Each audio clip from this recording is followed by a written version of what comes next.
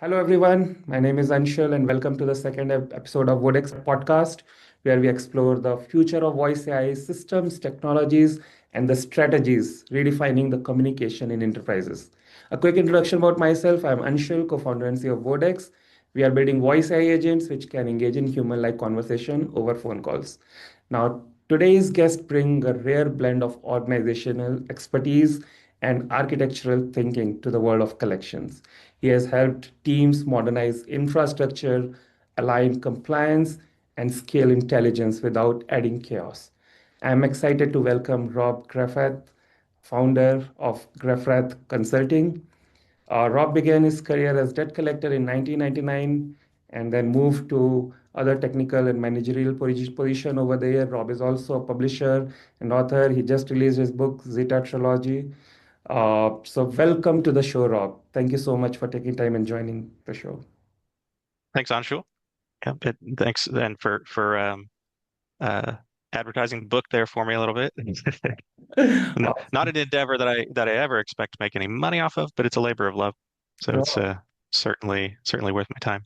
it's very exciting to hear that you have written a book and that too in like sci-fi. So why don't we start with that? Maybe you can quickly tell to our audience about what is this Zeta trilogy and how did you get the idea of this and what is this about? Yep. Well, I started. It's probably been 9 years since I had the idea. I think I'm going to write a book. Just I don't know if it was out of the blue or what I was doing, but um, toying with ideas on a lot of concepts of identity and what it means to be a person and like what if your mind were supplanted into a future version of yourself, after you had died, would this still really be you, or would it be some other you, right? So that was the base concept, and then from there, kind of built up, and I completely stole from the personalities of my family to to flesh out some of the characters. So there are basically all my kids. I have four daughters. They're all kind of grown now from ages 18, twins that are 18 up through 22. And these are thinly veiled characters in the book, to be honest. So that helped with my world building a little bit. Awesome, awesome. No, this is really great. I mean, like we have all been like thinking about writing books and doing those kind of thing, but it never get to the end. Like I have been thinking of writing a book, but it's still in like to-do list somewhere in my to-do list. So congratulations on completing that, and I wish you all the best for that. So awesome, awesome. Let's talk about your journey now. So I think you have an interesting path across, operations and IT and consulting. So maybe you can talk a little bit about how it all began, like how did you came into this world of receivable and debt collection? As I like to say, I don't know. There's not many people that grow up saying I want to be a debt collector when I grow up. Um, Although maybe there's some, second generation collection agency owners. Maybe it's happened a few times, but for the most part, it's not. It's not. You want to be a fireman or a policeman or something. So, kind of accidentally started into the industry as a debt collector, mainly because I was uh, just kind of flopping in college, to be honest. Not that I didn't have what it took, but I was in kind of a an odd spot in my life after my father passed away, and I wasn't dedicating myself to my schoolwork, so needed to get a job. Got one of the easiest ones you can land is a debt collector. After about a year and a half there, of impressing the people that I worked with, another collection agency started up across town. That was my first collection agency was Nationwide Credit. That's a popular name. That was in Mission, Kansas. I grew up in Kansas, in the Kansas City area. So then Encore RMI started up around across town. A lot of the folks that I had worked with at Nationwide knew me, knew that I was a technically savvy guy, and said, "Hey, why don't you come on and be one of our first IT people?" So I joined up, and then from there, that started me down the IT path. I've since gone back to college and done much better the second time around, but it's been development roles, managerial roles, and then most recently that position as a VP of enterprise systems before I decided to branch out into consulting. Thanks for sharing that. Quickly diving into a little bit more nuances and details, like this industry is pretty old and a lot of legacy systems are being used still in the industry. So, with your experience, what do you think, what exactly is broken right now in collection space? Like, what do you think needs to change now? Like, where people are like losing efficiency or, with the help of technology, where they can increase efficiency. What do you think what is broken in collections today? There's there's a laundry list on Shul, honestly. Mm. If if I had to if I had to boil it down to one kind of core fundamental aspect of collection agencies or of the industry mindset, it's that we have been uh, held down, I would say, for so long, and we've been the bad guys. We've been targeted, and um, that veil is, I believe, started to lift even with the CFPB.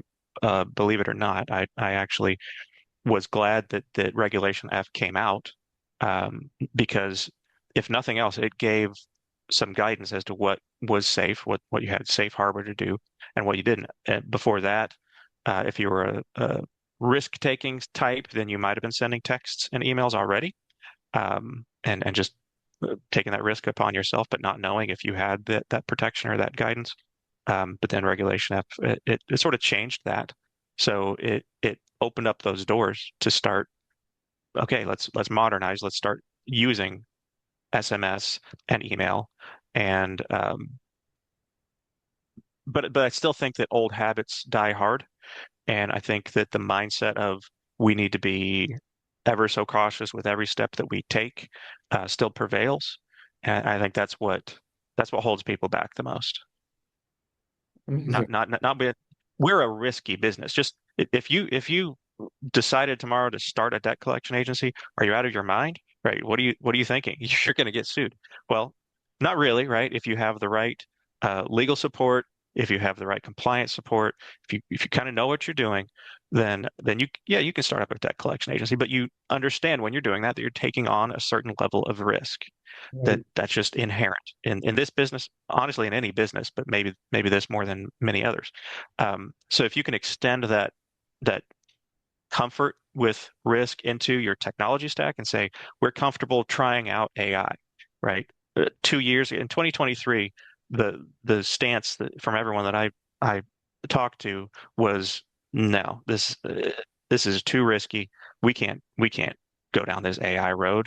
Who knows what it's going to do? Our data is going to be out in the cloud and get used to train models. In 2024, and this is from survey responses and so on that I'm gleaning this information.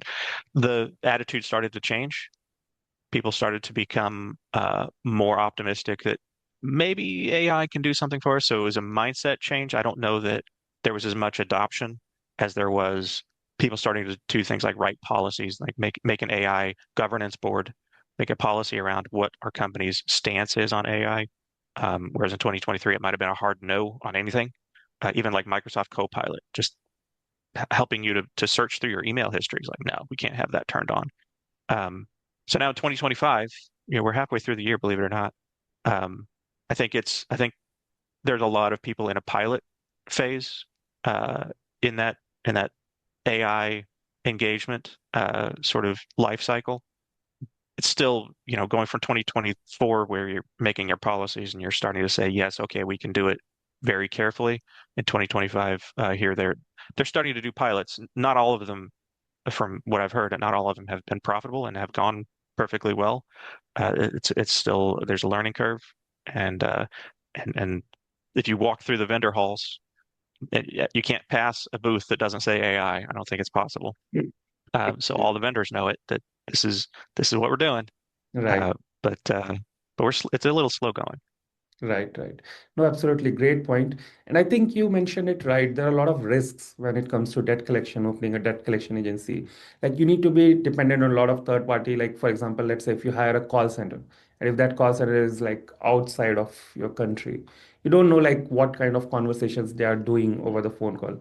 And one wrong conversation, one wrong thing, and someone might sue you, and it can like come on the existence of your debt collection agency.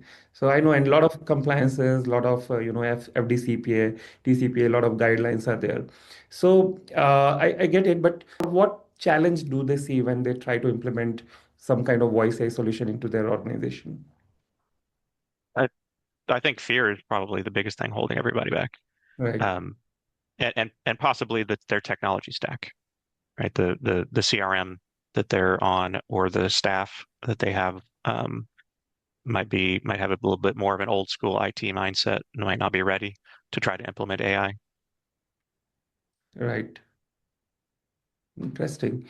And I think they have a lot of legacy systems also. So how this legacy system will integrate with the modern system, I think Yeah. that's also a big question that they have in their mind.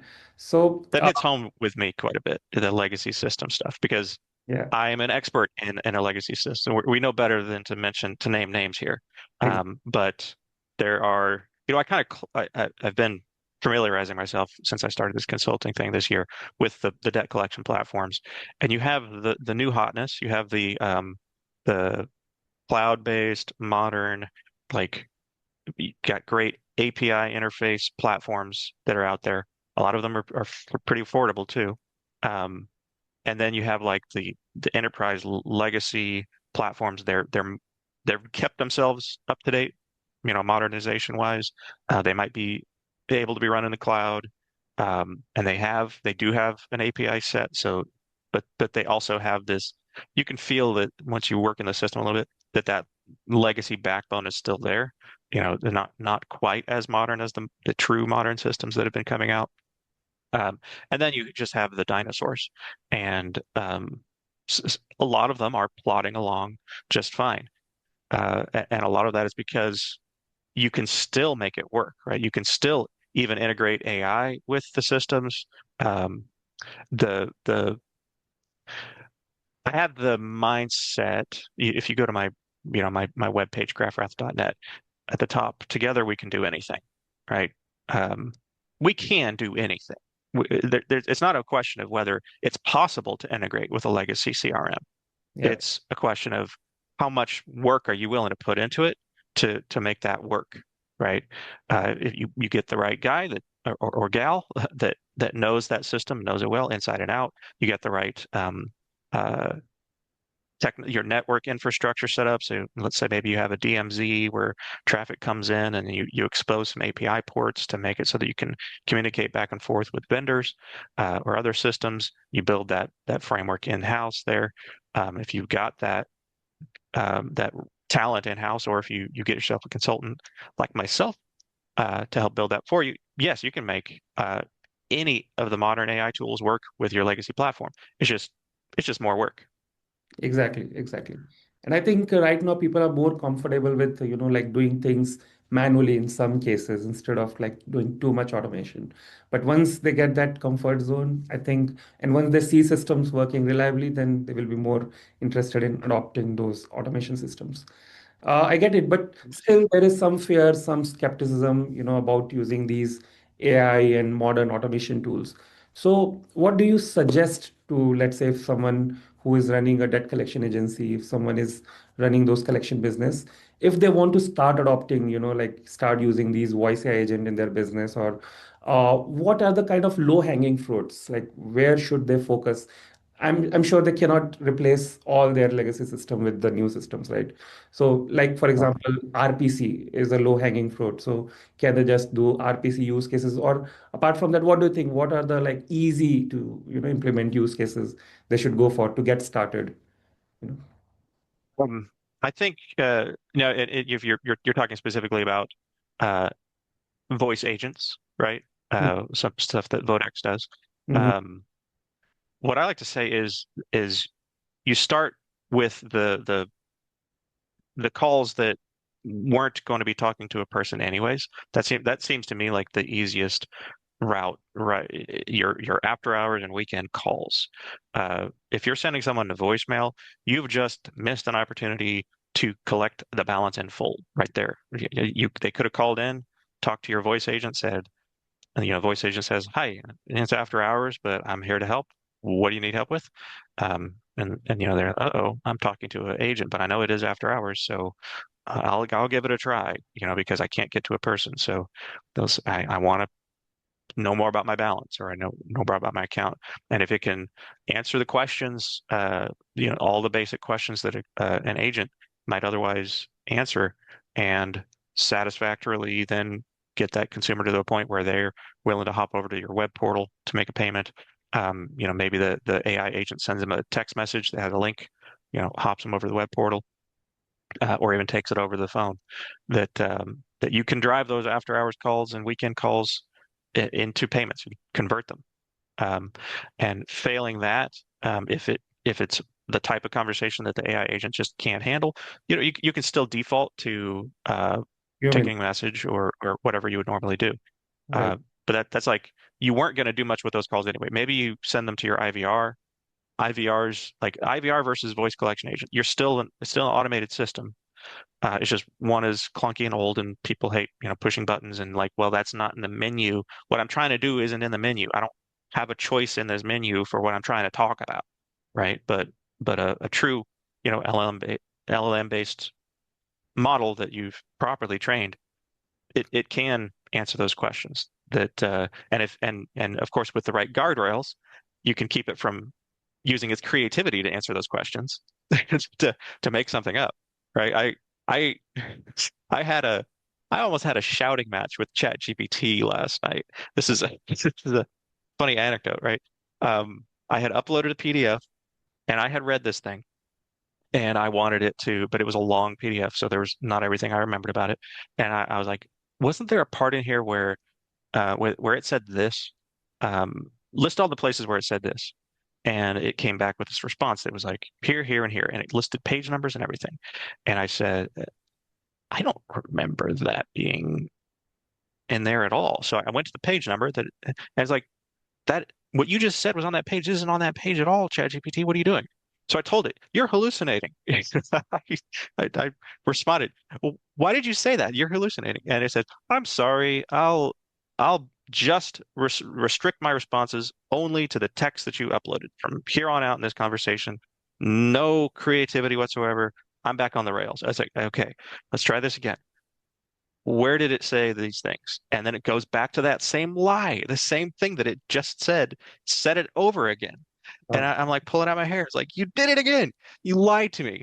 You know, fool me once, shame on you. Fool me twice, shame on me. And so guardrail. So like, and that was of course just vanilla ChatGPT. No, this is not like the AI or the API based open AI that you can interface with, where you can put a lot more controls into how ChatGPT responds and whether it uses creativity and to what level of restriction it puts on itself. But the out of the box, consumer grade ChatGPT, it'll lie about whether it's put guardrails on itself or whether it's being creative or not.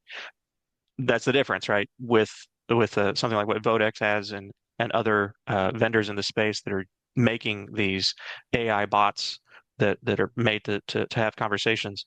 Um, you can put those like hard and fast controls on it, like never go outside of this general script, never say these things. And if you get to a point in the conversation that you don't know what to say, you haven't been prompted for that, don't make anything up. Just say, I don't know. I'll take a message for you. I can help you some other way, right? Keep it on the rails. Exactly. Now, this is very important point. Like people just like there are a lot of company which just connect a phone call system with a LLM and they think the voice bot is ready, but that's not how it works. You need to take care of a lot of things like guardrails. So we have taken specific care in making sure that all these voice bots are like, FDCP and TCPA compliant. So first, these guardrails are there, which make sure the bot doesn't hallucinate or doesn't generate any rogue responses. And then once the response is generated, we pass it through another, small language model to double check whether it is, still compliant before passing it to the customer. So that's very important point you rightly pointed out. And the transformation is happening, the kind of speed with which voice AI and all these technologies are coming. We have seen this firsthand. Like we have heard this story from one of our client. They were telling us. So they said they know a small debt collection agency. They bought a big debt collection agency. So big debt collection agency who had like thousands of client. The smaller one purchased them, the bigger one. And the reason was the smaller one was using, the modern AI tools and voice AI and modern CRMs and all those things. They just needed more and more clients, with whom they can do the collections. And they had all the modern tech stack. And the bigger one, they were using some legacy system and they were not able to, scale their business. For some reason, they have to sell their organization. So these things are happening now. So very interesting things happening. And I think everyone should at least, try to implement some system. It will definitely improve over the time, but at least get their hands on because I think this is the future. So talking about future, what do you think like the future of receivables looks like? Like talking about 2 to 3 years down the line, what do you think like what the successful collection teams might be doing? What do you think? I'm Because we're such slow movers. I think we're always going to be several years behind what's possible and what's available out there. You're going to have vendors that bring the software, that bring the solutions, and say, please use this. Like we're begging you. We've made it. It works. It's ready to go. It's off the shelf. You don't have to struggle with this thing. And meanwhile, the agencies will slowly, in their own way, everyone at their own pace will start to understand that, yeah, they really do need to adopt it. It's like texting was several years ago when RegF came out, and now the doors are open. You can start texting. Um, so okay, it was available, but it took a year or two before a lot of people got to that point where they're like, okay, I think we can start texting, and we've engaged with a vendor and we've done a test and we've got the pricing worked out and we have our texting templates worked out. We know what we're going to say. Now let's do dip our toe, right? So they kind of slowly getting into it. I think the same thing is going to happen. And so now today, texting is table stakes. If you're not texting, I don't know how you're I don't know how you're still in business. Like it, the the response rate and the answer rate, like versus uh, phone calls, even emails. Emails are super cheap, of course. So you also want to be emailing if you're not already. I think that's the next, like texting was first, right? It was available to us, slowly starting to be adopted. I think I'd like to say it's mainstream today, at least one way outbound. Two ways, still a little, not everyone's comfortable with. Plenty of people doing it. But then emailing, that also became available to us. I think it was adopted a bit slower than texting was. But today, yes, emailing is a little bit more normalized. We've had some case law, some precedent that tells you, okay, attach you can send the first notice, right? You can send the TL95 through email as an attachment, maybe not as a link, right? So I'm not your compliance department. Don't ask me. But so now that's normalized, and it's going to be the same story with AI, with voice agents, with two-way texting using AI, two-way chat on your web portal using the AI bot to handle a conversation rather than having to have someone in the office that's logged in and ready to answer all those conversations. Um, so like of all of those, like it's I would predict it will take a couple years before people get through all the piloting. They get their comfort level, and maybe we can get ourselves some case law. I mean, no one wants to be that guinea pig that is the first to be taken to court because a consumer didn't like what our AI agent did. But once that's been established, I think that'll help more people gain comfort, and they'll be ready to do pilots, do some champion challengers, and so on. Awesome, awesome. Really great point. Thank you so much, Rob, for sharing such a great insights. Really great conversation. Now, quickly, if there is one piece of advice that you want to share with, the leaders of, collection agencies or some credit unions or banks who want to modernize their collections journey, what is one piece of advice that you want to share with them? Um, that you have to buckle down and do it. you're going to have to modernize. You're going to have to use AI in your organizations. Um, unless maybe if you're a little niche mom and pop shop that you've got your clients and there's that they have these very stringent requirements, and maybe they have a no AI policy for some reason because they're being very antiquated. Um, that maybe that sort of agency might survive and be able and get along with it. But all the mainstream folks, people, if you're doing healthcare or credit card, auto loan, you're doing traditional collections. Um, all your competitors are going to be adopting it. Their margins are going to be going down. Even if you had been offshoring, a competitor had been offshoring, even the AI can beat those margins as well, right? So sorry to say, you will be left behind if you don't get on the boat. It's not too late yet, right? You still got time. Everyone else is piloting too. Start piloting, start looking at vendors, looking at possible solutions. Start small with those after hours weekend calls, maybe then have it as the first inbound touch point. When people call in, you can try to handle it with AI, send it to an agent if that doesn't work out. And then down the road, you'll get comfortable with it. You say, okay, this works out, and you'll start doing some outbound outreach using your AI voice agents. Awesome, awesome. Thank you so much for sharing this, Rob. Really very insightful, very incredible conversation, and thank you so much. Just one last point, like let's say our listener want to learn more about what you do exactly and learn more about your business at Grafrath Consulting, where they can go and where they can check out more details about, if they want to learn more about you, where they can check it out. Yeah. Or my book, right? Yes, your So book, of course. so I have the benefit of having a very peculiar last name, uh, Grafrath. If you go to LinkedIn, search for that name. Not a whole lot of other folks that are named Rob Grafrath, so I'm very easy to find and also very responsive. If you send me a message over there in LinkedIn, I'm also Rob at grafrath.net or grafrath.tech. You can go to my webpage, grafrath.net, to see a little bit about me, schedule a meeting to talk to me, because I love talking to people. As Anshul, you've learned the hard way here. I can just keep going. So, um, and what I do, what we do, Grafrath Consulting, is making things happen, right? In technology in the receivable space. It's almost the sky's the limit sort of thing. If there's something that I personally don't have the experience in, and I wouldn't say, well, I'm your expert for this thing. I, I've got a guy or a gal that's ready to go, that has that skill set.